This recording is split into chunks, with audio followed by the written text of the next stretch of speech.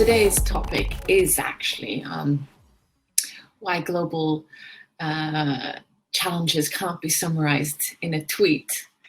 And as I was preparing and practicing for this yesterday, and it's something I talk a lot about, I just had a bit of a meltdown, and I couldn't stop crying.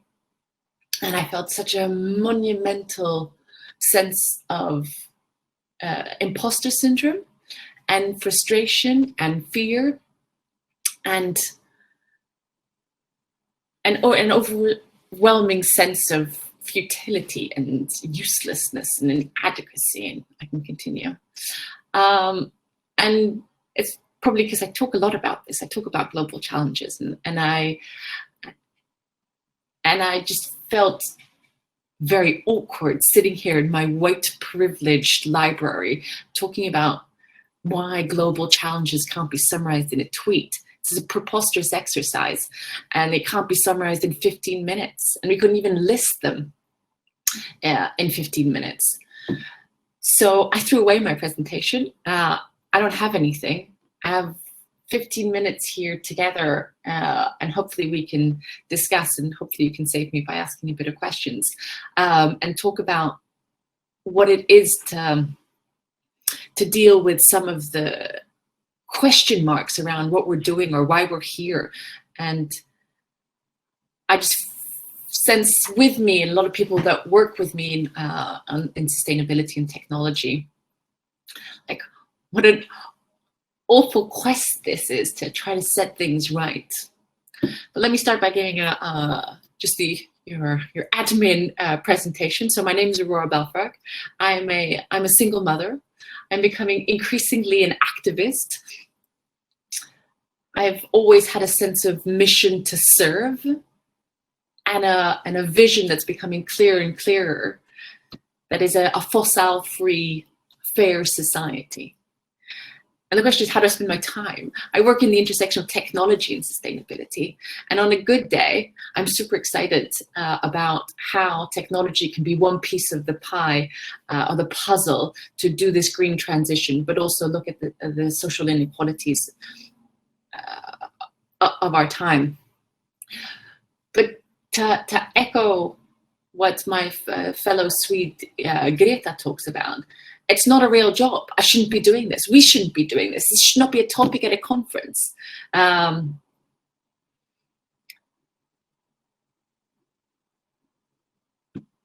that's why I feel futile. But I had a plan of discussing one of the aspects of this, which is interesting. You know, on a good day tomorrow, I'll be much more eloquent about it and excited about it, is the topic of complexity.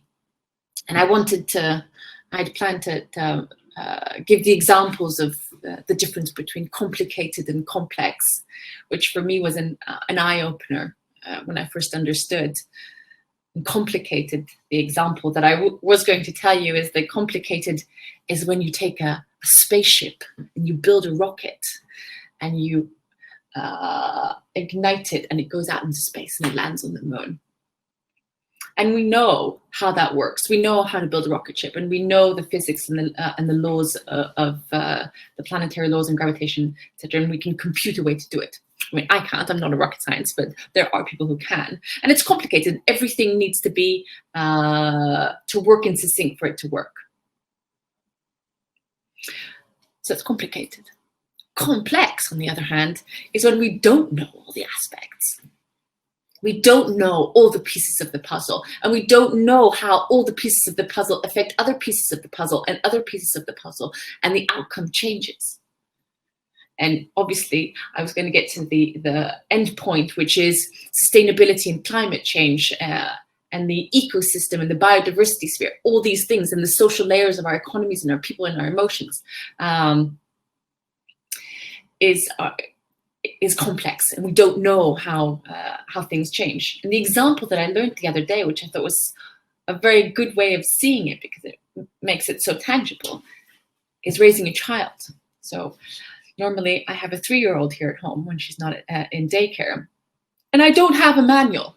I wish I had a manual for how my 3-year-old works and how I'm going to plan from the day she was born until she's 18. But I don't. Everything matters. Everything from her genetic composition to what she eats, to how I act, the relationship between me and her father, people around us, her friends, incidences in school, the way she learns, some random act on the street. And all these things implicate who she is and who she becomes, and her social fabric, which means that I don't have the manual. I have to every single day be on my toes and look and tweak and think. I can ask other parents, how did you do that? How did you try? And that will add a layer, and I'll test, and then I'll rethink, and I'll do again. But it's constant. But I know what I want. I want a happy, safe child who builds an independent life. And that's also how I feel about sustainability in the environment. And that's how most of us feel. We know what we want. We want to transition our world into a fossil-free, fair society. But we don't know exactly how that's going to work. And we don't know every step of the way. And that's obviously the punchline of this talk. It can't be summarized in a tweet. But the hard part, and why I had the breakdown, and why I have days like today when I just can't find the energy and motivation, is because, and I'm getting emotional about it now, is because it's so hard to criticize what you do. And on the other hand, and have you seen this? And the stats that, and if you do this, this might happen. And that might all be true. And I've really learned that the best way to seem smart is to criticize. And the best way to feel a bit good about yourself and what you know is to criticize. And in this complex trail that we're taking, everything can be criticized, but we still have to do it. We still have to test and think through. And experts are coming from different angles. And that's how I spend my time, trying to put people together from different aspects of knowledge and understanding, and see how they pieces of the puzzle. But then I wake up and I think, and I read an article, or we don't read an article about that there are fires in the North Pole. And the temperature is 38 degrees in mid-August. And gases coming out from the tundras, and we've killed off 80% of the mammals. They're extinct as species. And then we make big headlines about 2030 and carbon neutral and carbon negative. And how come 137 billion euros went to state subsidies of European fossil and gas industry? Let me repeat that. 137 billion euros last year went from European states as subsidies to the oil and gas industry, in direct collision with the Green Deal. How come the median salary in France is 1,500 euros? Half the French population earn 1,500 euros a month or less. And then why are we surprised that there is a growing frustration with policy and people don't feel heard or seen? I'm seeing some questions here. Someone's trying to save me from my day of not feeling very good. Authenticity and personal sustainability are core values these days. Add activity. I'm doing it agile. That's true. I had a manuscript yesterday, to be fair, that I chucked. A question to transform the mindset of criticism to optimism. What excites you about the future? So what excites you about the future, and how can we create it? I mean, if I pretend that I was 2 days ago, where I was my normal self and being positive and constructive, there's a lot to be optimistic about. And not the least from many of the big corporates, especially in Europe and Sweden, are going out and not only setting big, hairy, audacious goals about how to contribute.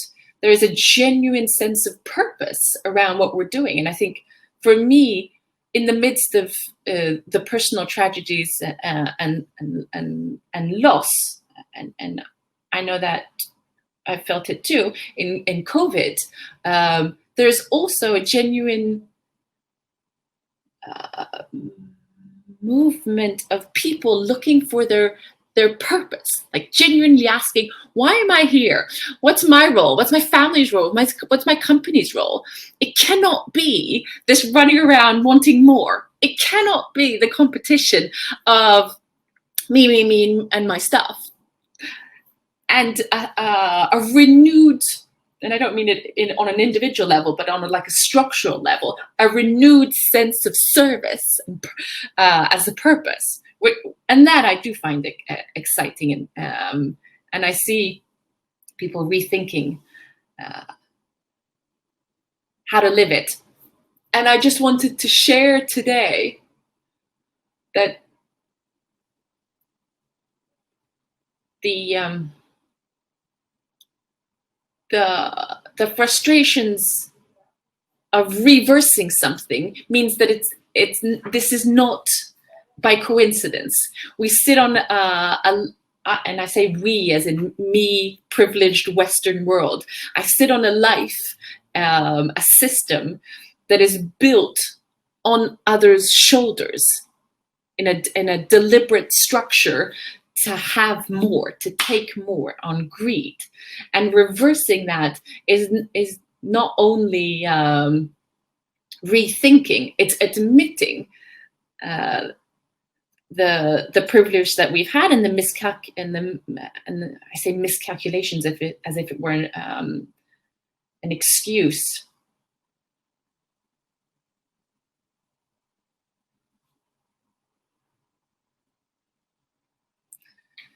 Do you think we're more focused on balance post-COVID-19? Yeah, I do. But I think it's us who sit here in this type of conference.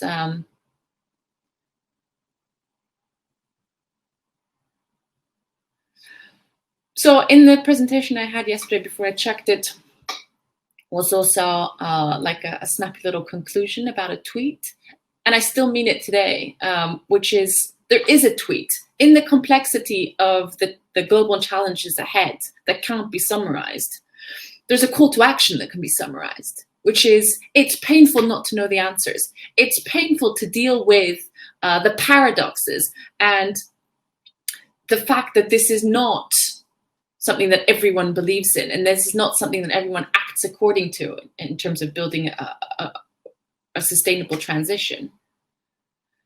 And even though I don't know the answers, and even though I have to deal with people feeling smart and criticizing, and have you thought of this, have you thought of that, and going, no, I haven't thought of that, but now I did, and thank you, and I'm going to act. It's the movement forward, the continuing of the vision of where we have to go,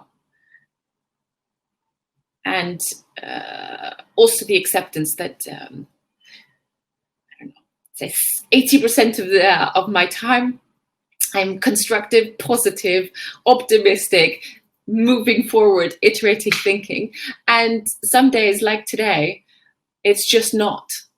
I'm just scared. I'm just scared. I just want to hold my daughter and cry a little. And I feel frustrated. And I'm sorry for, no, I'm not. Thank you for listening. And hope you find your why and your mission. And thank you for the shout outs, and let's continue. This is a work that needs to be done. Thank you.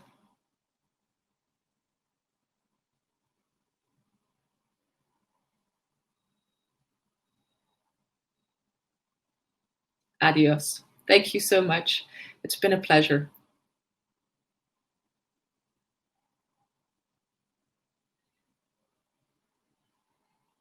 Actually, I should do a shout out to if someone wants to see me on a good day. A lot of the stuff that I talk about you can see on my blog called iaubergine.com.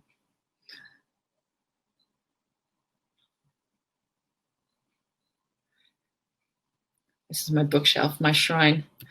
iaubergine.com.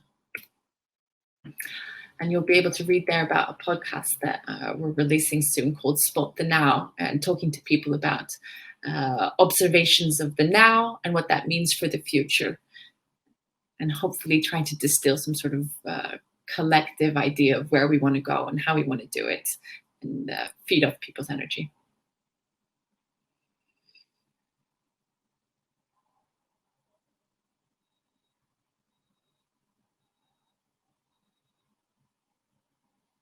I'll take that as a thank you very much. I will now go and pick up my daughter and give her the big hug she needs. Nice, Rick. Look at me. Have a happy Friday.